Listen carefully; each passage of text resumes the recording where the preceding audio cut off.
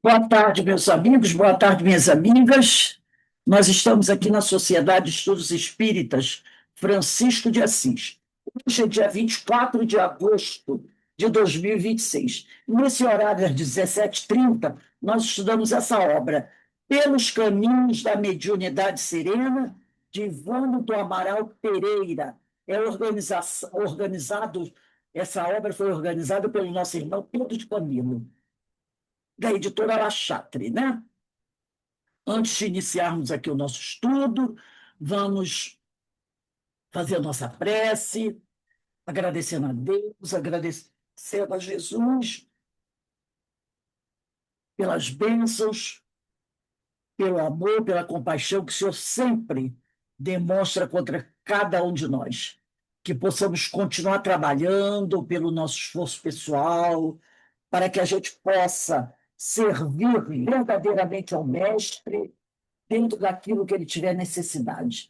E que a gente continue trabalhando pela nossa evangelização, pela nossa reforma moral, que se faz urgente, né?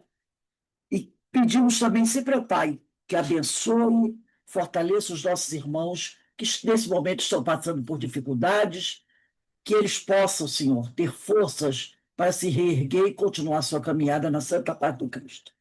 E assim, envolvido por essas bênçãos que caem sobre cada um de nós nesse momento, onde quer que estejamos, que o Pai nos dê a permissão para iniciarmos o nosso estudo da tarde de hoje, graças a Deus. Então, como nós sabemos, esse livro são perguntas e respostas que são feitas a Ivone Pereira. A pergunta que nós estamos estudando é a pergunta. Deixa eu ver aqui. Nós estamos aqui, deixa eu ver, hoje é dia 24, né? Ainda estamos na primeira entrevista, que são entrevistas. Essas entrevistas são respostas da Revista Internacional do Espiritismo. Nós estamos ainda aqui. Meu Deus, deixa eu achar aqui. Tá aqui. Na sétima pergunta. É que a sétima pergunta tem uma resposta muito longa da Ivone. Então, eu só vou ler a sétima pergunta e depois eu vou para o parágrafo onde a gente está estudando. A sétima pergunta é a seguinte: o psicógrafo interfere na qualidade literária da mensagem? E nós já estudamos, fomos lendo texto. Aí, nós paramos no segundo parágrafo da resposta da Ivone, quando ela diz assim: o mais comum, acharam? Eu vou ler só um pedacinho anterior para a gente entender melhor aqui. Ela disse assim, no parágrafo segundo: os psicógrafos existiram, como o português Fernando de Lacerda, que escrevia mediunicamente em prosa e em verso, conversando com amigos com as mãos, acionado pelos escritores clássicos de Portugal. Às vezes, Fernando de Lacerda despachava com a mão direita papéis da repartição que trabalhava, enquanto psicografava com a esquerda, páginas de Alexandre Herculano, essa de Queiroz, Camilo, etc.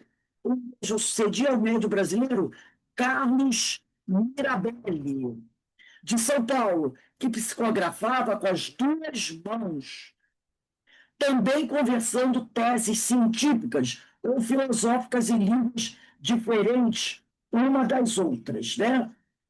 Apenas cito estes que certamente não interferirão de forma alguma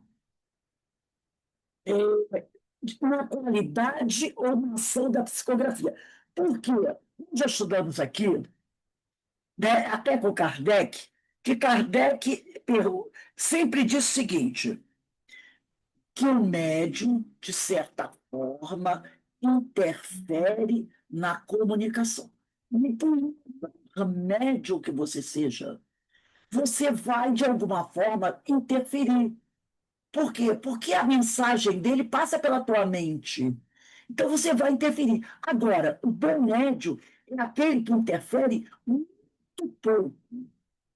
E uma pergunta que foi feita Ivone, pela Revista Internacional do Espiritismo. A revista pergunta o seguinte: o psicógrafo interfere na qualidade literária da mensagem? Porque você pode até interferir, como todos nós interferimos, mas não alteramos a qualidade da mensagem. E tem gente que interfere e realmente interfere na qualidade. O espírito manda uma mensagem muito bonita e a pessoa interfere na qualidade. É essa pergunta que fizeram para ela. E aí, ela disse, a resposta dela, ela citou aqui alguns médios, alguns médios muito bons, tá? E de forma querido, qualidade, formação da psicologia. E bons médiums, mas que nunca, como Fernando de Lacerda, né? Então, ela disse aqui que o Fernando de Lacerda, até que ela dá muita atenção para ele, se tem interferência, claro que tem, mas ele nunca interferiu na qualidade. Então, interferir na qualidade é uma coisa. O espírito manda uma boa mensagem e você adultera a mensagem. Isso é interferir na qualidade, não na ação da psicografia, que de alguma forma você interfere, mas na qualidade não. E depois ela vai dizer ela disse, e apenas cito estes que certamente não interferiram de forma alguma na qualidade ou na ação da psicografia. Médios desse tipo, médios bons, que não interferem na qualidade, são, porém, muito raros, são poucos, né? Agora a gente vai começar onde nós paramos, onde é a aula de hoje. O mais comum, 24/8/26, né? O mais comum é haver influência do médium, o mais comum. Sobretudo quando ele não observa uma disciplina rigorosa e não se empenha em bem compreender a mediunidade a fim de exercê-la criteriosamente. Então, quando o médium, e a Ivone Amara Pereira, ela era uma médium assim, muito disciplinada, por tudo que a gente já estudou, a gente já viu isso, né? A Ivone Amara Pereira era uma médium muito disciplinada, muito estudiosa. Então, ela diz aqui, quando o médium não observa uma disciplina rigorosa e não se empenha em bem compreender a mediunidade, a fim de exercê-la criteriosamente, aí ele pode interferir. Então, para ela, na visão dela, o médium tem que ser disciplinado, o médium tem que estar estudando, o médium tem que adquirir conhecimento para que realmente ele possa ser um bom médium. Então, ser de forma muito bem a mensagem dos Espíritos. De uma forma muito boa a mensagem dos Espíritos. Aí ela diz assim: o médium muito intelectualizado, por sua vez, não tendo ideias e opiniões muito pessoais e preconceitos, às vezes inveterados, poderá influir bastante, alterando o pensamento da entidade comunicante, produzindo o que denominamos enxerto. O enxerto é quando o médium acrescenta a opinião dele. Então, às vezes, tem médios que são muito intelectualizados. E ele tem uma opinião sobre determinado assunto. Aí o espírito manda uma mensagem. E aí ele quer acrescentar alguma coisa daquilo que ele pensa. Entenderam? Daquilo que ele pensa. Às vezes ele tem preconceitos, Então, o espírito fala alguma coisa, ele não concorda com o que o espírito falou, então ele quer dar a opinião dele. Aí ele faz o tal do enxerto, é acrescentar alguma coisa da sua opinião, que às vezes não está em acordo com o que o espírito pensa. Os espíritos elevados, que já se manifestam com obras de responsabilidade, preparam seus médios longamente, por vezes desde a infância, a fim de evitar tais ocorrências. Então, por exemplo, vamos citar aqui o Joana de Ângeles e Divaldo Pereira Franco. Quando a Joana começou a manter contato com o Divaldo era bem novinho, bem novo, devia ter uns 20 e poucos anos. Então, ela começou a mandar mensagens para ele. Essas mensagens eram psicografias, entre aspas, treinos, né? Para quê? Para desenvolver essa afinidade entre eles, para preparar. Tem vários livros do Divaldo, ele contando esse relacionamento dele com a Ivone, né? Algumas coisas que ele fazia, que a Joana dizia que não era o certo. Eu me lembro de uma vez que ele disse assim: Ô, dona Joana, a senhora manda um monte de mensagens para todo mundo. Para todo mundo, a senhora está mandando mensagem disso. Mas a senhora nunca mandou uma mensagem diretamente para mim. Entendeu? Uma mensagem para mim. Ela virou para ele e disse assim: escuta, Divaldo, tudo que eu mando para você, todas as mensagens que eu envio através de você, é para você. Você que divulga. Você que manda botar nos livros para vender. Eu nunca falei para você pegar as mensagens e juntar, e formar livro e vender. Eu nunca falei. Eu mando para você ler, você faz o que você quiser com ela. Você que manda juntar tudo e publica os livros. Essas mensagens são para você. Entendeu? E uma outra também foi quando já tinha uns 2 ou 3 anos que ela mandava mensagens através dele. E ele botava essas mensagens tudo em um baú. E ele ficava doido. "Ah,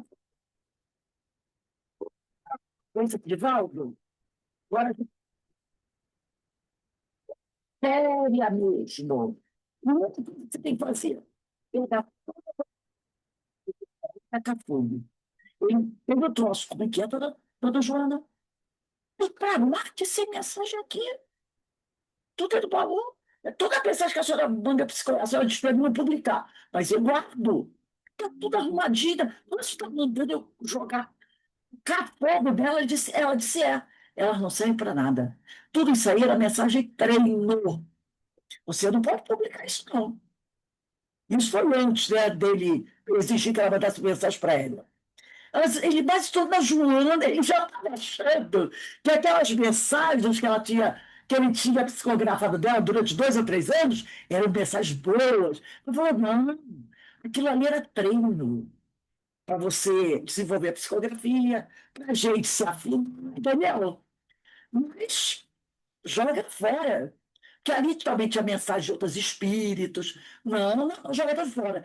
Ele disse assim, dona Joana, eu posso guardar só a primeira como lembrança? Ela disse, desde que você não publique. Ah, o resto você queima. Você quer guardar de lembrança? Aí ele botou dentro de um saquinho, prendeu o saquinho. Disse, não, vou guardar só essa. Ela disse, só de lembrança, não publica. Vai jogar tudo fora. Entendeu? Então, aconteceu isso com ele. Eu falei aqui, que os espíritos elevados, que já se manifestam com obras de responsabilidade, preparem os seus médios, como a Joana preparou de Divaldo durante muito tempo, como a Amanda preparou o Chico durante muito tempo. Vamos dizer que os seus médios, longamente, por vezes, desde a infância, a fim de evitar as ocorrências, a fim de evitar que esses médios interfiram na comunicação, colocando seus enxertos. Então, é um trabalho laborioso dos benfeitores, E o médium, aquele médium que é responsável, aquele médium que trabalha a mediunidade com Jesus, ele é dócil às informações e à orientação dos benfeitores. Tá? E aí ela vai dizer aqui, de qualquer forma, o espírito comunicante utiliza o cabedal fornecido pelo médium. Quer dizer, o espírito comunicante utiliza também do conhecimento que o médium tem. Então, por isso que Kardec diz espíritos amados, mas espíritos instruídos. Então, o médium, todo médium, seja ele médium psicofônico, psicográfico, seja qualquer médium, tem que estudar, tem que adquirir instrução, conhecimento. Não é só de livros espíritas. Tem livros muito bons que não são espíritas, entendeu? De bons autores. Então, o médium, ele tem que estudar, ele tem que ler. Você fala aqui, lê livros que estudou no ginásio, de biologia, de geografia, de história, entendeu? De português, gramática. Estude, estude, não é vergonha, não. Veja bons documentários da televisão, que tem muito bons documentários do Discovery, de história, de geografia, sobre a civilização humana. Tudo isso é conhecimento que nós vamos adquirindo. E nós já aprendemos que tudo aquilo que você aprende, você não perde, se torna da propriedade sua. Quando a gente desencarna, esse conhecimento a gente leva conosco. Então, nós, espírita, Kardec já falou isso várias vezes, espírita mais, voz espírita, instruídos. Quando ele diz instruídos, tem muita gente que pensa que Kardec está dizendo para a gente assim: estude sempre e somente os livros espíritas. Não. Instrução é conhecimento geral. Então, todos nós temos que ter conhecimento geral. Então, estude, veja bons programas, sabe? Tem livros muito bons, que ajudam muito a gente. Então, pegue esses livros, leia, né? Adquira conhecimentos. Depois ela vai dizer aqui, né? E os espíritos bons, eles gostam, eles utilizam o cabedal. O cabedal, quer dizer, o conhecimento fornecido pelo médium. Poderá este médium psicografar assuntos muito superiores à sua capacidade. Mas sempre existirão certas expressões, particularmente suas, naquilo que produz. Então, às vezes, olha a questão da influência do médium. O espírito, nós já aprendemos isso, ele não envia, ele manda o pensamento dele para você. E nós estamos estudando isso no livro dos médios, quinta-feira, 5h30, sobre. Fizemos a primeira aula semana passada, na continuidade, questão 225 do livro dos médios, que o espírito ele manda a ideia, mas é você que vai organizar essa ideia dentro de um texto, com verbo, substantivo, adjetivo, entendeu? Usando a ortografia correta, usando a pontuação correta, botando as vírgulas nos locais certos, que a gente sabe, num texto, quando você tira uma vírgula do lugar, você pode alterar o sentido do texto. A gente sabe disso? Que a vírgula é fundamental. Então, isso é conhecimento nosso. Daí eu falo, bom, antigamente, né, a gente tinha aquelas gramáticas do Celso Cunha, lembra? Do Evanildo Bechara, que hoje as pessoas não dão muita atenção nisso. Mas quando eu estudei, a gente tinha, todo aluno tinha uma gramática em casa. Qualquer coisa a gente ia olhar a gramática para ver o verbo, né? Então, a gente tinha gramática. É bom. Quer ver outra coisa boa? De vez em quando, você pegar um dicionário e ficar lendo o dicionário, vendo o significado das palavras. Entendeu? Tudo isso, ó, é conhecimento. Porque na hora que o espírito manda a mensagem para você, ele manda, como eu falei, ele manda a ideia. Mas é você que vai dar forma a esse texto. É você que vai escrever o texto para as pessoas lerem. Você que escreve, não o espírito, não. O espírito dita o pensamento dele. E você. Ainda esse brinquinho, Ô, isso aí. Rose, Oi, fale. uma vez eu vi uma defensora pública chamar a atenção de um estagiário sobre isso aí, sobre a pontuação. Ela falou que a pontuação já altera na decisão do juiz. Ela falou. Gente, uma vírgula vai colocada, pode dar uma outra. Foi o que ela falou. Por exemplo, na época que meu ex-marido estudou direito, no curso de direito tinha aula de português. Porque o advogado precisa saber escrever uma petição. Ele vai escrever uma petição cheia de erro de gramática. Às vezes o juiz nem lê. O juiz olha, vou ler isso não, está cheio de erro de português, devolve lá para o advogado, manda ele corrigir. Entendeu? Então a pessoa precisa escrever, saber escrever. Vocês lembram que antigamente, quando a gente era criança, pelo menos no meu tempo, a gente tinha aula de redação? A gente tinha aula de redação. Os professores mandavam a gente escrever redação. Não? O pessoal das antigas normalmente sabe escrever muito melhor do que o pessoal atual. Porque muita gente atualmente, muita criança não tem aula de redação, aula de interpretação de texto. Isso é importantíssimo, você tem que saber interpretar um texto. Tudo isso é útil na psicografia. Porque quem vai dar corpo ao pensamento do espírito é médium. É o médium. Então, ele dizia aqui,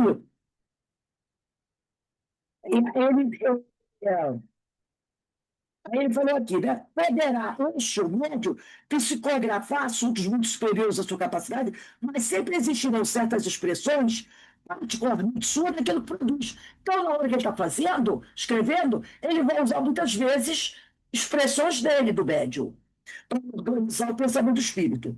De outro modo, a qualidade da mensagem também não depende apenas do médium, mas também do espírito que a fornece e até do ambiente que exerce a sua faculdade. Ele trabalha o penoso para ambos, médium e espírito, e assunto complexo, realmente. A gente está estudando a questão 225 do Livro dos Espíritos, do Livro dos Médios, desculpe, do Livro dos Médios da quinta-feira, e você vai ver que esse assunto, dessa questão 225, é um pouco complexo.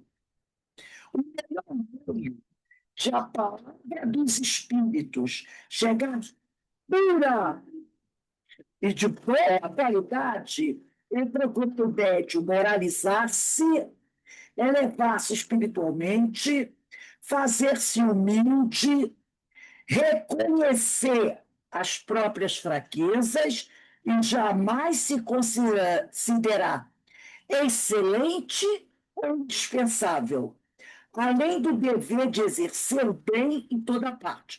A prática da caridade também é importante na vida do bom médium. Eis como o médium poderá influir nas mensagens que recebe. Por isso que esse estudo da 225, do Livro dos Médios, é um estudo que a gente tem que fazer devagar, analisando bem. A gente está fazendo, começou semana passada, no curso do Livro dos Espíritos, do Livro dos Médios, que é toda quinta-feira, às 5h30, quem quiser participar com a gente, que a gente está estudando exatamente essa questão aqui. Livro dos Médios, 225. É um texto de Erasto e Timóteo, dois discípulos de Paulo de Tarso. E ela tem são 13 parágrafos, a resposta deles. 13 parágrafos. E no final tem uma nota grande de Allan Kardec. Então, é uma questão muito interessante. Agora nós vamos para a questão número 8. E eu pedi para vocês numerem. Pega a canetinha de vocês e vai numerando as questões. Número 8. Revista Internacional do Espiritismo. É que pergunta. De descrever um pouco do estado de espírito da pessoa no momento de psicografar. Eles querem que a Ivone conte um pouquinho sobre o estado de espírito do médium, no momento que ele está psicografando. E a Ivone vai dizer assim: quase que de regra, esse fenômeno se verifica tão inesperadamente que o médium se surpreende e aturde. Normalmente, se o fato vem espontaneamente, sem o preparo prévio das sessões de experimentação mediúnica. Se se trata, porém, de psicografia já educada, com médium responsável, da obtenção de um livro, por exemplo, quando o médium quando já o médium recebeu as devidas instruções de seu guia espiritual, se se trata de um receituário, um conselho a particulares, etc., esse estado, em mim, pelo menos, é de expectativa, de emoção, de profundo respeito e até de religioso temor, se assim me posso expressar. Às vezes, certa inquietação sobrevém, pois que já empunhado o lápis com a mão apoiada sobre o papel, o médium não tem a mínima ideia do que escreverá. Então, quando ela sabe, né, que ela vai fazer uma psicografia,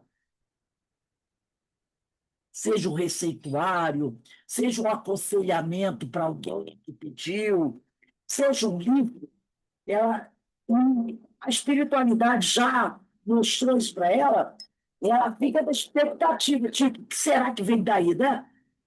Então ela fica naquela expectativa, aquela emoção. A gente até compreende isso, né? Nossa, os espíritos vão mandar uma mensagem através de mim. Nossa, que importância ter essa mensagem. Então, daquela emoção, assim, aquela expectativa, aquela inquietação, e aí ela fica ali, já muito experiente, né? Mas sempre uma surpresa, esperando o momento de que ela vai começar. Então, uma coisa muito legal, né? Muito boa. Agora, nós vamos entrar na segunda entrevista.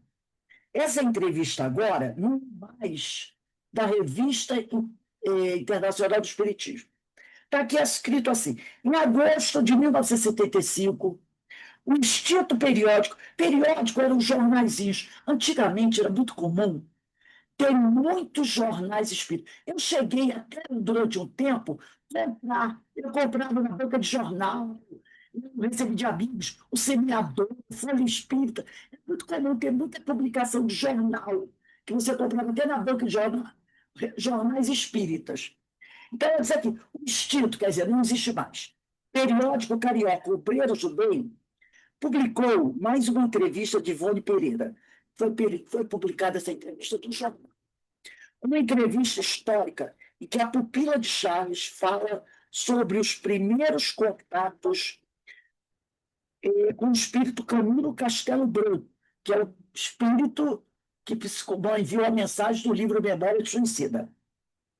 E da recepção dos 3 livros que relatam experiências reencarnatórias suas, Nas Voragens do Pecado, O Cavaleiro de Dumier e Tramas da Bretanha. Tá? Conta também 3 casos ocorridos com a sua mediunidade, casos que não estão relacionados em nenhuma de suas obras. Além disso, traz importantes impressões sobre o movimento espírita em geral e o movimento espírita juvenil em particular. Então, vamos começar lá.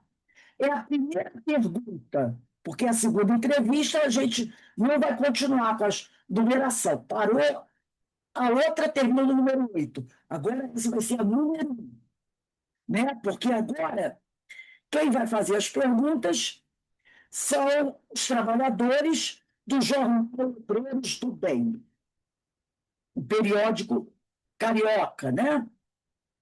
Isso aí foi enviado, essa entrevista foi feita em 1975. Obreiros do Bem. Aí a primeira pergunta: todos os espíritas reconhecem Memória de um Suicida como uma autêntica obra-prima desses livros que aparecem em cada 100 anos. Aí tem uma notinha de rodapé que diz assim: Divaldo Pereira Franco, em entrevista a mim, esse a mim é o Pedro Camilo, que organizou esse livro aqui. Concedida para a composição do livro Ivone Pereira, Uma Heroína Silenciosa, afirmou que Francisco Canto Xavier lhe havia contado impressões do espírito André Luiz sobre memórias de suicida. André Luiz dizia Chico, considerava o livro dos últimos 50 anos e dos próximos 50 anos, ou seja, uma obra que viera a marcar um século. Então, André Luiz disse para Chico, e o Chico disse para o Divaldo, né, que Memória Suicida foi uma obra para marcar um século. Se ele disse, né, os últimos 50 anos e os próximos, né? Então, foi para marcar o século XX e ainda o século XXI. Porque quando a gente lê Memória Suicida, nós já estudamos aqui na Casa Espírita Memória Suicida. Nós já estudamos aqui. Mas eu, particularmente, estou com vontade de Rose, reler novamente, para mim. São dois livros que, de vez em quando, eu releio. É Paulo Estevam e Memória Suicida. Entendeu? Quer dizer, eu acho maravilhoso. Então, eu vou reler novamente, para mim, Memória Suicida, porque às vezes você faz um estudo e deixa passar algumas coisas. Então, eu vou, como é só para mim, todo dia eu vou ler um pouquinho, porque tem muita coisa ali maravilhosa. Então, isso aqui, né? Que é considerado por muitos uma verdadeira obra-prima. Como se travou seu conhecimento de Ivone Pereira, com o Camilo Castelo Branco. Gente, o Camilo Castelo Branco, tá? Ele tinha um pseudônimo, que era Camilo Cândido Botelho, tá? Esse livro aqui. Você pode ver que está aqui, ó. Pelo espírito, não sei se dá para vocês enxergarem. Espera aqui. Está aqui. Deixa eu puxar para cá. Camilo Cândido Botelho. É o nome do espírito. Mas o nome verdadeiro dele era Camilo Castelo Branco. Escritor português. Escritor português. Tá? Mas o nome verdadeiro era Camilo Castelo Branco. Mas o pseudônimo dele era Camilo Cândido,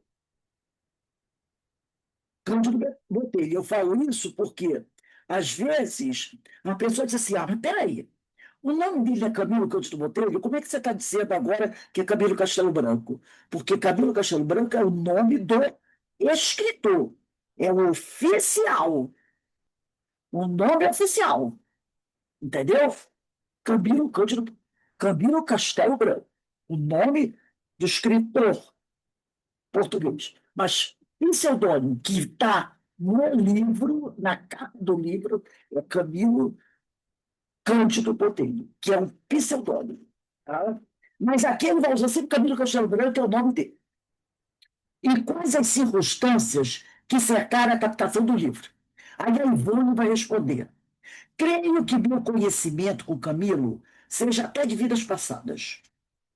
Porque, segundo as referências que tenho a respeito de meu pretérito, quer dizer, de meu passado, eu residi, ou pelo menos desencarnei, em Lisboa, Portugal. E a primeira vez que eu vi desta presente existência, contava 12 anos. Aos 12 anos eu vi o espírito dele.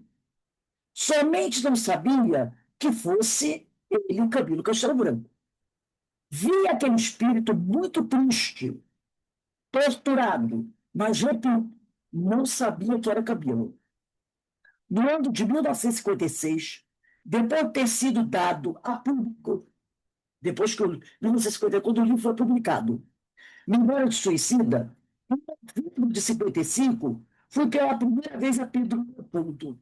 Nunca havia conversado com o Chico. Então, eu conheci o Chico em 1955. Do mesmo modo, portanto, que nunca havíamos trocado ideias.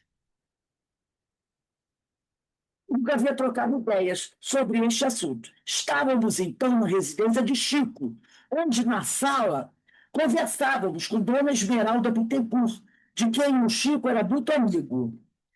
Aí a qual havia perdido, essa senhora, 2 filhos, em circunstâncias trágicas. Chico consolava muito. foi quando ele recebeu da Dona Esmeralda uma comunicação do filho dela, que havia falecido. Depois do que escreveu alguma coisa, ele também, além de escrever aquela carta para essa senhora, ele escreveu um outro texto e passou às mãos da Ivone, dizendo: trata-se de um soneto de Antero de Quental, a mim interessado. Diz ele, continuou Chico, que quando se deu o seu suicídio, que Otero de Quental também se suicidou, era um poeta português, ele também se suicidou. Diz ele, continuou Chico, que quando se deu o seu suicídio em Lisboa, ele, Otero de Quental, era mocinho, e recorda-se muito dos comentários da sociedade a esse respeito. Aí, ó, vamos ler a notinha, lá embaixo. Antero Tarquínio de Quental era originário de Açores, tendo nascido em Ponta Delgada, a 18 de abril de 1842, vindo a cometer suicídio a 11 de setembro de 1891. Deixa eu ver, 2, 8 menos. Também em Açores. Poeta, escritor e vulgar, foi licenciado em Direito, tendo deixado textos políticos, poemas líricos, filosóficos, provas sócio-históricas e outros. A considerar o que o texto afirma, o suicídio de Ivone em Lisboa teria acontecido entre os anos de 1854 e 1867, considerando uma margem de erro razoável em relação à mocidade aludida por Antero. Então, nós poderíamos dizer que a Ivone viveu em Portugal no mesmo período que Antero de Quental, mais ou menos na mesma época dele. Né? E ali ele disse aqui, que o Chico dizendo que recebeu um soneto de Antero de Quental, né? E ele dizendo que quando se deu o suicídio dele, em Lisboa, ele era mocinho e recorda-se muito dos comentários da sociedade a esse respeito. A sociedade toda comentando que o poeta se suicidou, né? Aceitei plenamente essa comunicação, diz Ivone, porque Chico não sabia de nada do que se havia passado comigo, nem mesmo na existência presente. Então, Chico não sabia que ela já tinha se suicidado outras vezes. E nessa comunicação do Antero de Quental, isso foi citado. E a Ivone ficou assim, ué, como é que... É a primeira vez que eu vejo o Chico. Como é que ele vai saber da história do meu passado? De que eu já me suicidei antigamente, se eu nunca falei nada disso para ele? Então, ela acreditou. O Antero de Quental, na mensagem dele, ele tocou no assunto. Aí ele diz aqui, e vamos falando, né? Procurei, então, saber a época em que viveu Antero de Quental. E vim constatar que foi justamente o tempo de Camilo Castelo Branco, que os dois viveram ali, todo mundo na mesma época. E que a Ivone também. Naquele período de 1900 e qualquer coisa, ali nesse período, viveu Antero de Quental, viveu Camilo e Ivone também. Viveu todo mundo naquele mesmo período. Quanto às circunstâncias de captação do livro, não creio que tenha acontecido algo de especial, propriamente. Apenas um belo dia, em 1926, nossa, são 100 anos, né, gente? 100 anos, 1926, nós estamos em 2026, tem 100 anos esse fato que ela vai contar. Depois do recentuário que desenvolvia do Centro Espírita de Lavras, sentiu o braço escrever.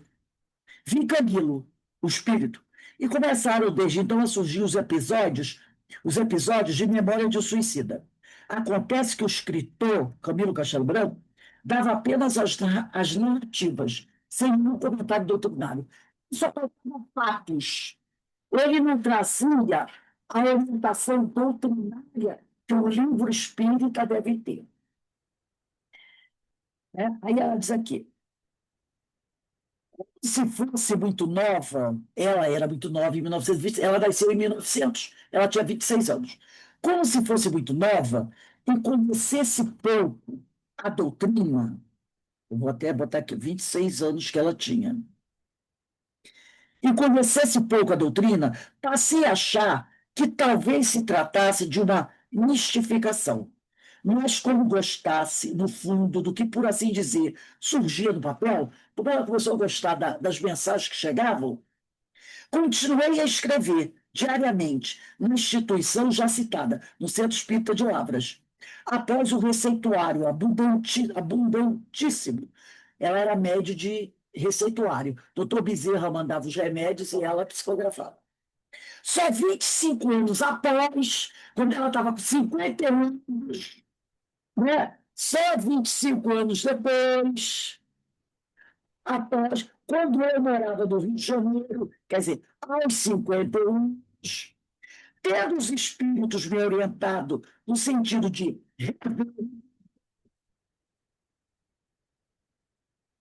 bem como Pedro, porque ele não estava completo, foi que se apresentou Leon Denis e auxiliou Camilo a elaborar o conteúdo doutrinário existente na obra. Gente, eu vou parar por aqui, tá?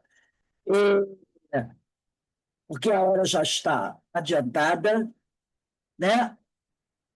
E nós vamos, depois a gente vai analisar um pouco mais essa questão que a Ivone falou aqui, tá? De como é que se faz a publicação de um livro doutrinário, tá? Então, para a semana que vem, nós vamos começar na pergunta número 2. Mas antes, eu vou iniciar, como iniciar semana que vem, eu vou iniciar revendo esse assunto, tá? Esse assunto do livro doutrinário, tá? Do livro doutrinário, porque isso é muito importante, é muito importante. Isso também vai, a gente também vai lá pegar também um pouquinho daquele betista, que também queria um livro. E ela mostrou para ele da importância do livro doutrinário.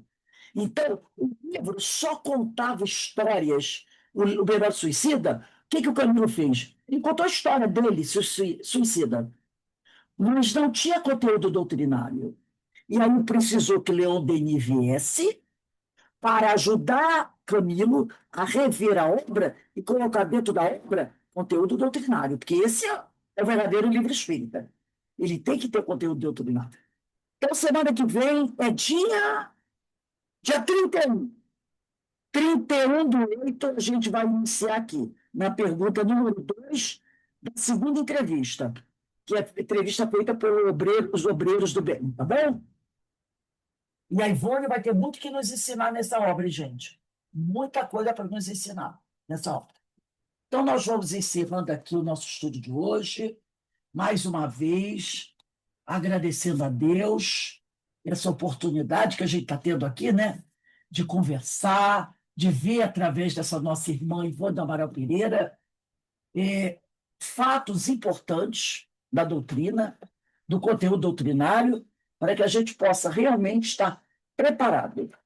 Porque aqui ninguém sabe quando é que nós vamos ser convidados a ser instrumentos dos espíritos, né? A ser um bom trabalhador. Então, a gente tem que se preparar. Que Deus nos abençoe, que Deus nos fortaleça, e mais uma vez agradecemos sempre pela presença do Senhor em nossas vidas. Eu vou interromper aqui.